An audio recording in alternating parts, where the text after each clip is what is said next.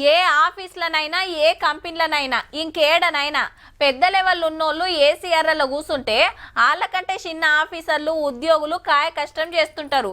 పెద్దోళ్ళు చెప్తుంటే కిందోళ్ళు సగబెట్టాలి పనులు.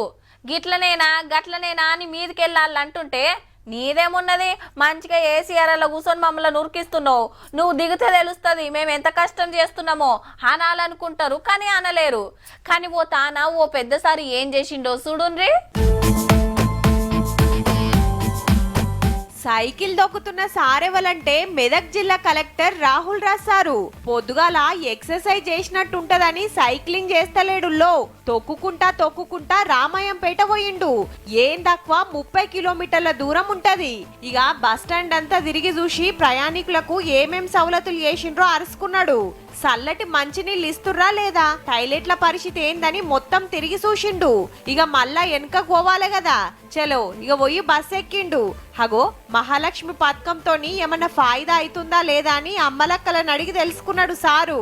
టికెట్స్ తీసుకున్నాడు. నేను ట్రావెల్ చేసి వచ్చిన బస్సులో కూడా ఆల్మోస్ట్ మహిళలకు అందరికి కూడా సీట్లు ఉన్నాయి. అందరు కూడా సీట్లలో కూర్చొని వస్తూ ఉన్నారు.